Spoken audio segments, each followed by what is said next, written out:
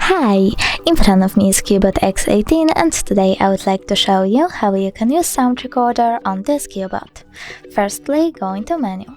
Now you need to find Recorder and click on it. Then choose Allow and tap on this white button over here to start your recording.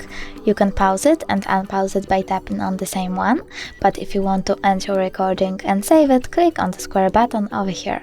Then choose Save and click at these 3 lines over here to access all of your recordings. If you want to delete one of them, just hold it, tap on bin icon over here and choose OK. Thanks so much for watching. If you enjoyed this video, don't forget to leave a like, comment and subscribe. Bye!